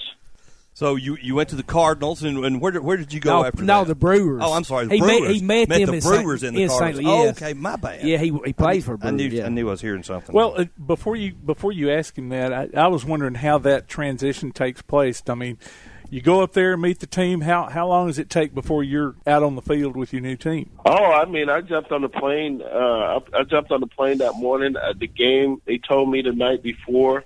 Like I said, I was sitting in the stands charting. I was supposed to pitch the next day, and when I got the message to go down to the clubhouse, I talked to our manager, who was Gary Ellison, and then he told me I was going to Major League. He said, "Hey, go in the clubhouse, pack your stuff up, go home, and go to your apartment, and pack your stuff up because you're meeting the team in St. Louis." And I went home, packed some stuff in my suitcase, and I called the traveling secretary for the Milwaukee Brewers, who he gave me my itinerary. Hey, be at the airport at such and such time. You're flying to from Louisville, Kentucky, to Milwaukee. To St. Louis to meet the big league club here in St. Louis. And I jumped on a flight around 8:00 that morning and flew into St. Louis, got to the hotel. The guys greeted me once I got there. Marquise Grissom and Darren Johnson, Jeremy Burnett, Mike Matheny, all greeted me when I was there. And when I got to the hotel, and I walked in my room, 5-star hotel, and in the minor leagues, you're in 2-star hotels. Absolutely, yes, sir. And, I walked in, and it was a 5-star hotel, and I was like, "Wow, man, this is what I'm talking about right here. This is the big leagues." And, now, Kevin Costner said in Bull Durham that you take batting practice with white balls. He got that right. Exactly right. So it was great. It was a great experience. I loved every minute of it, and the guys treated me well. I got a stat for you. It said in a game on August 1st, you hit a home run against Felix Rodriguez, becoming the first Brewers pitcher to hit a home run since Skip Lockwood in 1971. How did that feel, hitting a home run? Well, I just closed my eyes and stuck the bat out. Hey, that's all it took, didn't it, brother? That's great. Oh, my goodness. I didn't even know the ball hit the bat until I heard the crowd screaming, and I'm looking up, and I see the ball going out of the ballpark, and it was great. It was great. Felix Rodriguez, who eventually ended up being my teammate in San Francisco with the Giants. He and I would sit in the bullpen and talk about that. I said, "Hey, Felix, man, I'm one up on you, man, because I remember in Milwaukee when I carried you deep." And he goes, "Oh, Patrick, come on, man." He goes, I was just trying to do you a favor. And I was like, "Yeah, right." Mm-hmm. We know better than that. Do you a favor. Yeah, you know better than that. You're trying to get me out, my man, but I embarrassed you, so. So it was that y'all as teammates, y'all done a little trash talking like that, all in good nature, of course, right? We did all fun and games, and he took it well. And Felix Rodriguez is a great guy, but at the time he was pitching for the Arizona Diamondbacks, who was a new franchise that that just came in the league, and guy that was throwing 94, and he actually just threw it to my sweet spot, just right where I wanted, and I was able to hit it out of the ballpark. Well, I know there's at least one more home run that you probably remember, and this is according to Wikipedia. Oh, yeah. I wasn't going to bring that up to you. Well, I mean, it was the Maris number, so yeah. Well, if I'm going to be in the record books, I might as well be in there, giving up number 61 to Sammy Sosa. And it's not like you gave it up to Tom McClung, old Tomcats in here. You gave it up to Sosa, man. He hit a few of them out. Yes, he did. He hit quite a few of them out that year, along with him and Mark McGuire. But no, it was just we were playing in Wrigley Field. I came in relief, and it was a pitch that I threw a split finger, and put it this way, it didn't split. I gotcha. Oh. He ended up splitting it out of the ballpark. No, it was a split finger that it actually just stayed up in the zone, and Sammy deposited it into left field out on Waveland Avenue, which I think they're probably still chasing the ball right now. He hit it that far, but no, it was just a pitch that I left out over the plate, and he was hot that day, and I think he ended up hitting want to say hit 2 or 3 home runs that game. But I ended up being number 61, giving up number 61, and during that time, like I said, I was a rookie, and it was fun being in that atmosphere. I mean, it was sold out crowd in Chicago, and I think Bill Murray was there, and it was just great being in that situation.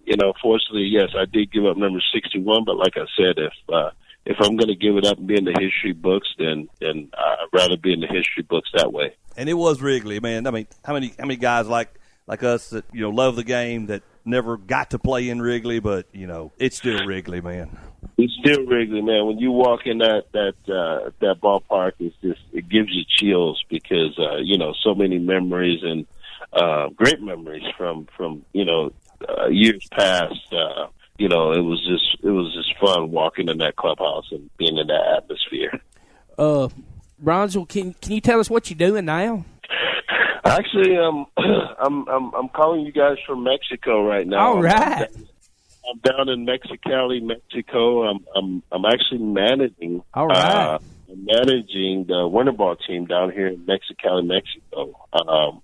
We actually picked up our first win last night, so everybody's congratulations. ecstatic. Thank you, I appreciate it. Everybody's ecstatic about that. So that's what I'm doing now, and during the summertime, I'm with the Tijuana Toros. I spent 13 years with the San Diego Padres, coaching in their minor league system before I resigned back in December.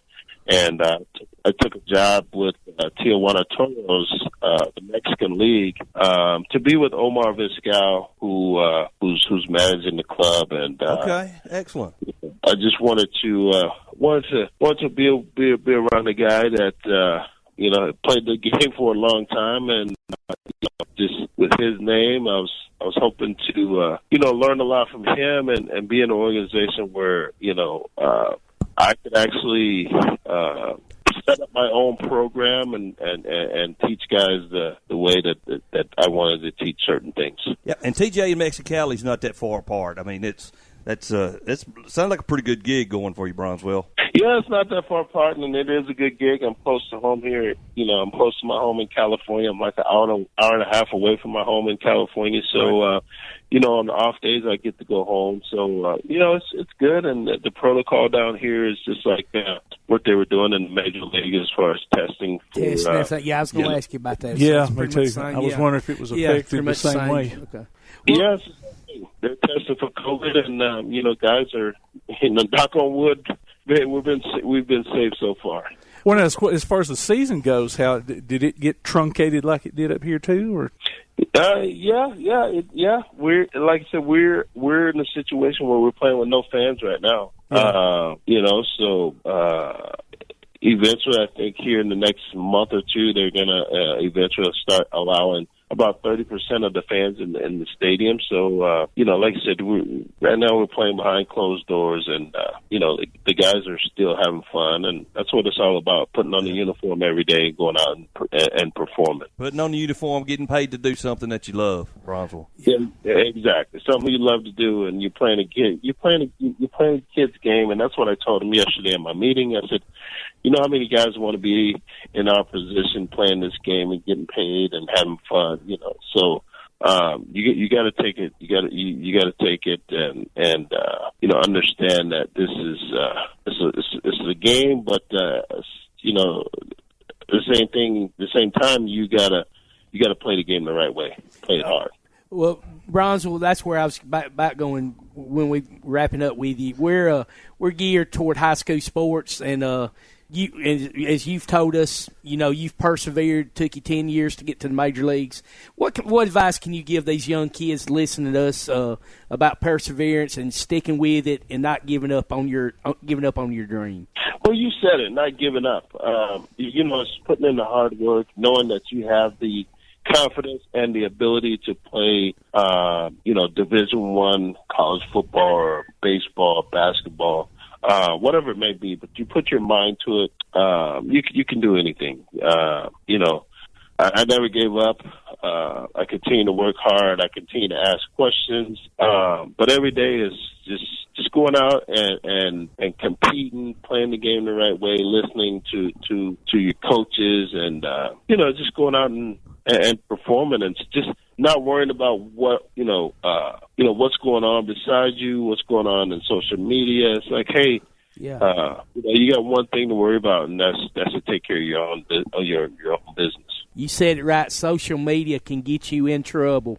Kids rely too much and worry about what people say on social media. You got to phase that out and just do what you got to do for yourself, and not worry about what other people say about you.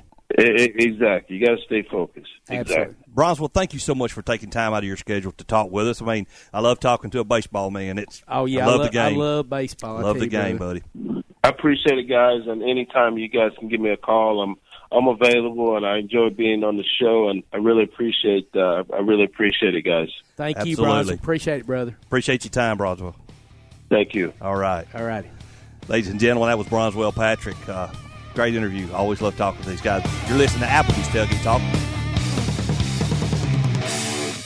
While others have come and gone, the Lions Den Gym has been roaring as a workout and exercise fixture in Athens, growing from its humble basement beginnings in 1981 to their current 10,000 square foot location at 212 Commercial Drive in Athens. The Lions Den offers 24/7 access to their ever-expanding equipment collection that includes treadmills and climbers, elliptical trainers, stationary bikes, loose weights and dumbbells, and over 45 different weight machines. Contact the Lions Den Gym about a membership today at 256-652-2627. Visit them online at lionsdengym.com or on Facebook. The Lions Den Gym, 256-652-2627.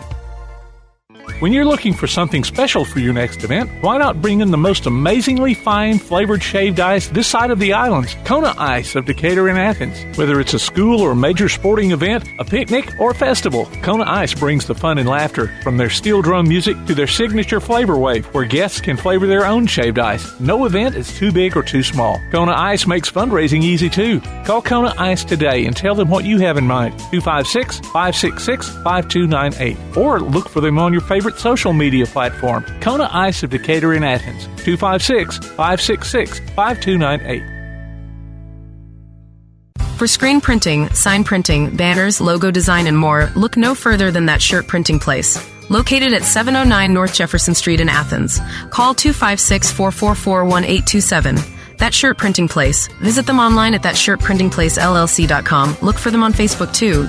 That Shirt Printing Place. 256-444-1927. That Shirt Printing Place. You're listening to the best of Tailgate Talk on 1080 WKAC. We have got the voice of the Auburn Tigers, Mr. Andy Burcham, online with us. And y'all can't see the video, but you know what? He looks just like he does on television. Right here with us. And on the radio, looks the same on the radio. I bet he sounds the same on the radio, too. Hey, Andy, welcome to the show, man. Guys, I'm glad to be with you today. How's everything going today? Going very well. Good. Good to hear that. Good to hear that.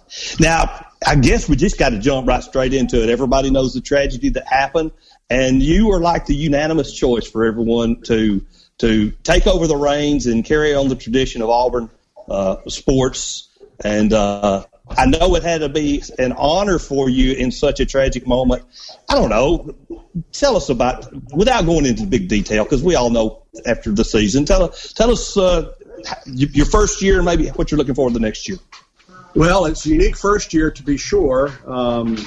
Didn't find out until mid-August that I would be the voice, and of course it followed a summer that we never dreamed we would be going through with the passing of Rod and Paula and their son Joshua coming to live with us. And so, and Jan and I have never been parents until this past year. So it's been a crazy last 12 months for us from a family standpoint. As far as the job is concerned, I'll tell you, you guys work with friends. I mean, you guys are friends, right? Yes. Yeah, absolutely.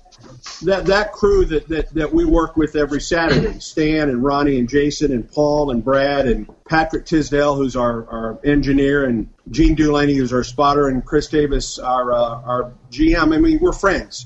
And I knew these guys going in, so that there was a certain amount of comfort that I would be working with this crew. It would I would be in a different role from football. And everybody knows Sonny Smith, and it doesn't take long to know Sonny Smith and to love him and to work with him and to know his talent. And then Brad and I were getting set. Brad Law and I were getting set for a baseball season. We'd only been about 18 games in when all of this came to a close. So I knew everybody that I was going to be working with, and that was comforting to me. Now, the fact that it came to a close when it did, we were in Nashville getting ready for the SEC tournament. When that tournament was shut down, and then on the way home from Nashville to Auburn, we find out that not only is the basketball season shut down, but everything is shut. There will be no tournaments. There will be no more baseball, no more softball. So that has taken some getting used to. But like everyone, like you guys, we're learning to work from the house or working from other places. And getting used to that, but looking forward to getting back and to what our new normal will be like. Hopefully that comes soon and safely. Yeah, absolutely. Go, Basic. Well, I was just going to say, like I said, Andy, you were no stranger because, you'd been doing baseball forever with Rod, been traveling down the road. And so, like I said, you've been doing everything. So, when everything happened, like I said, it was just, I watched the funeral, and for you to get up and what you did at the funeral, I couldn't have done it. If I'd been one of my best friends and I had to get up and do what you did at that funeral, I could not have done it. I'm just telling you right now. And what you did was, the words you said and everything was just unbelievable. So just right off the bat, I just want to say that was unbelievable what you did. Wow. Thank you. I felt it was something that it wasn't something that I wanted to do, but it was something that I needed to do, and to speak about Rod and Paula both, because they were our friends. Yeah. We went to dinner quite often with Rod and Paula and the kids, and we didn't talk a lot of sports many times. We just talked life and about the children and what things were going on in our lives, and laughed and had a good time together. And we miss them. We miss them dearly. And that certainly, guys, that will never go away. So you get to talk to Coach Malzahn a lot, and you're around the team a lot. Because I've got to get into football, man. That's what we live. A lot of us live for is either Auburn or Alabama football. For this year with a freshman quarterback, some ups and downs. We'd like to end of the year with a bowl win, but we got the Iron Bowl victory. Don't bring that up again. Come on. I wasn't meaning it in a bad way. But that was a wonderful game. I don't know what you're saying. The only thing they can pick on me about that is we charge the field. So if that's all you got, then that is true. Yeah. Andy, can you explain or? I'm trying to figure it out because every time the Iron Bowl's in Jordan Hare, there's something to do with 1 second. What's the deal with that? I wish I had the answer. There's probably a lot of folks that would like to know 1 second. Now, the 1 second that took place this past year won't happen again. No, it won't. With that new rule. Thank good. Two of the last 3 Auburn wins have had 1 second that figured prominently in that. So, and each has been different than the previous one. So we'll try and figure out how 1 second takes place when we're back here in a couple of years. How was it your first Iron Bowl call? It was, you get caught up in that. And listen, our day is a long day. Especially for home kids. I'm typically at the stadium 2 hours before we go on the air, and we go on the air 3 hours before kickoff.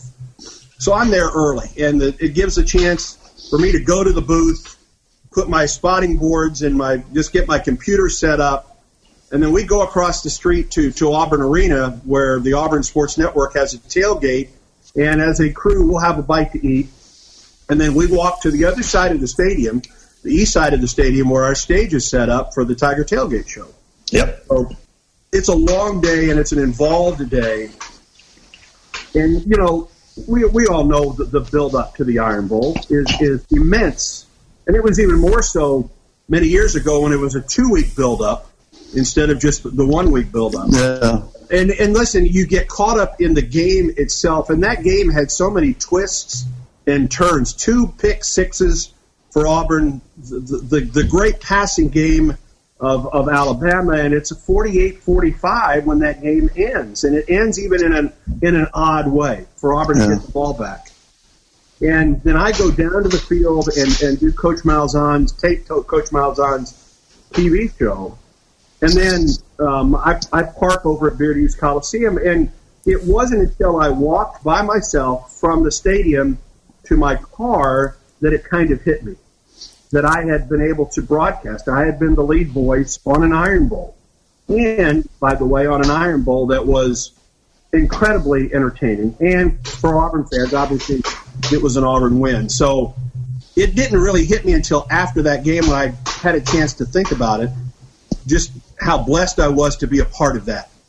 And that happened to be my first Iron Bowl game. And I'm hoping the first of many to come. 2 words, Bruce Pearl. One word. Is so angry. He is so angry because he was going, fire Avery Johnson and get Bruce Pearl. And they kept Avery Johnson one more year, and Auburn hires Bruce Pearl, and Todd goes, because Todd's our basketball guy. I'm gonna tell you, Andy. So I was driving down the road listening to the sports radio when they made that announcement, and it was just like the kick six all over again in my stomach. I was like, "Are you kidding me?"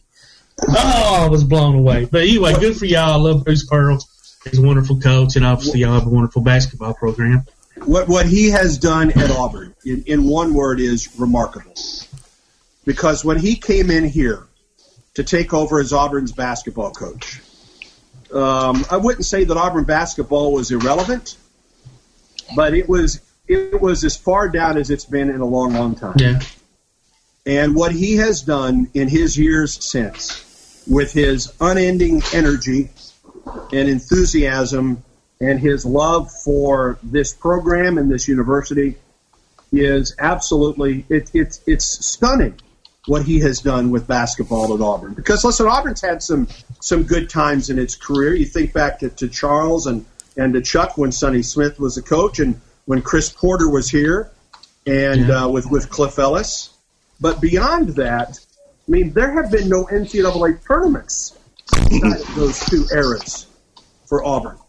And for that team to make that Final Four run and to win an SEC tournament championship, and then to lose almost that entire starting 5, and then to win 25 games in the regular season this year with a group of guys that were all in different roles than they were a year ago, is remarkable. But what he has done, and then the Auburn family has bought in.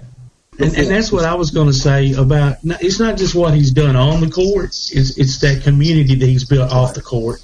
And years ago, I'm sorry, go ahead. A lot of coaches could learn from what Bruce Pearl does and how he handles, because it's not just Bruce Pearl and it's not just Auburn basketball. It's Auburn University. You see Bruce at women's basketball games, football games. You'll see he and his guys at a soccer match from time to time. I mean, he supports Auburn, and he supports the pharmacy program at Auburn and the nursing school at Auburn and engineering. I mean, he is a vital part of this Auburn campus, not just a basketball coach. And he is. It's a pleasure to work with Bruce Pearl because of what he has done and just the kind of man that he is. We'll be back with more of our Tailgate Talk conversation after this.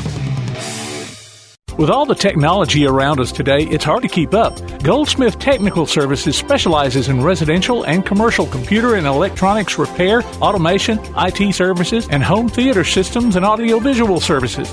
Goldsmith Technical Services. Call or text 256-203-4226. Visit them on Facebook or online at goldsmithtechnical.com. Let them tailor a package that meets your needs. Goldsmith Technical Services, 256-203-4226. Spick and Span Power Washing. Patios, sidewalks, driveways, houses, roofs, gutters, and windows. Commercial or residential. Serving Athens, Fayetteville, Harvest, Huntsville, Grant, and Coleman. Visit their Facebook page and see what they can do for you. Get your free estimate. Call 256-795-0505. Spick and Span Power Washing. Keep up with local school, travel, youth, and amateur sports throughout the week with the Play Action Sports Update. Listen weekday mornings at 7:30 and weekday afternoons at 1:30 and 3:30 as we bring you the latest scores, news, and announcements from Limestone County and surrounding communities. That's the Play Action Sports Update 3 times a day, Monday through Friday on 1080 WKAC. We continue with our conversation on the best of Tailgate Talk on 1080 WKAC. Andy, I was going to ask you, what's it like working with Sonny? Well, it's a hoot. Man. I wish I could tell you all the stories that he tells while we're driving to the games. Yeah. I can't. Some of them you just cannot. Yeah, I imagine. But he is the combination of a walking history book of basketball and a stand-up comedian at the same time. Yeah. He's just one of those And people. Singer. Yeah, well, he's a singer. That's right. He sang Rocky Top. Here's one of his stories that he tells. He's a huge country western, especially a bluegrass fan. And whenever he gets a chance, he will go to the Grand Ole Opry. And one year he was at the Grand Ole Opry and had backstage passes, and they brought him on stage to sing a song. And the guys that were the backup, the instrumentalists, started playing Rocky Top. in a very high key as well. Oh my goodness! Yeah, and so whoever sent Sonny a copy of that performance wrote 2 words on a card with the cassette that he sent. Burn it. That's funny. Well, Andy, here's a story that I have with Coach Smith. The last year NASCAR had a Craftsman truck race at the Nashville fairgrounds. It rained all day long, and me and a buddy were sitting there, and we had our Auburn shirts on. And this guy comes down and says, "You boys Auburn fans?" I said, "Yes, sir." He said, "I used to coach basketball." And as soon as it come out of his mouth, we both said, "Sonny Smith." And we sat there and talked to Coach Smith pretty much the entire time, and until the race started. And then he had his headsets on. And I put a picture out there, tagged you in it on Facebook. Me and my son went to Vanderbilt when season when Rod was there. And so we went down, and I talked to Coach Smith and Rod, and I said, "Coach Smith, I don't know, you probably don't remember me, but I relayed the story." And he goes, "And Jack Sprague won that race, and I was there, and it rained all day. And yes, Tom, I do remember you." That's funny. That's awesome. He is a treasure to work with. I mean, he knows his basketball one. Listen, and that's the reason that he's there, because he knows his basketball. But his sense of humor is it's natural. He's just one of those naturally funny human beings. He always tells a story. That growing up, he didn't play basketball until about his junior year of high school. Wow. And he wanted to be an entertainer or a preacher. I remember. I think he could have done well at either one. Exactly. And he's just an incredibly he's a dear man, and an incredible. He's incredibly fun to work with because of all the stories, plus just his basketball knowledge. Yeah, I imagine. Yeah. Some of the best radio we've ever had in our lifetimes was his show with Coach Anderson. Sonny and Will. That was an amazing show. I miss it. I would not have liked to have been their producer. You would never know what was coming next out of Whitney. This finger on the pause button just in case. Yeah. Beep. Exactly. Kind of reminds me about being the producer on this show. Well, yeah, that's right. Yeah, you got to watch Jay. Yeah, that's right. That's right. Andy, I reached out to you because this was a crazy season, and thank you so much for joining us. We appreciate it. Your time is valuable, and you joined us today, and it's really, really meant a lot to me and to us as well. So, we appreciate it. It's been wonderful. Oh yeah, we appreciate it. Guys, I certainly appreciate it. I appreciate your time.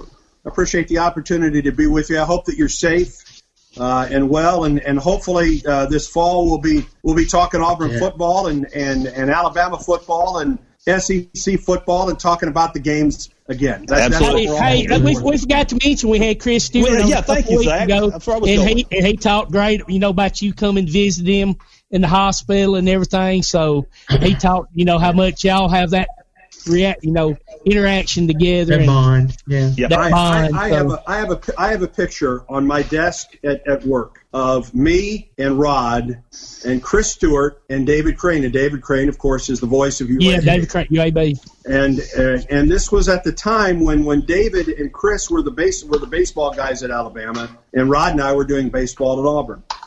And we were at an IMG meeting in Winston-Salem, so we all just got together for a picture. And I look at that picture every day when I'm in the office, and certainly think about Rod. But Chris has gone through so much physically in the last year.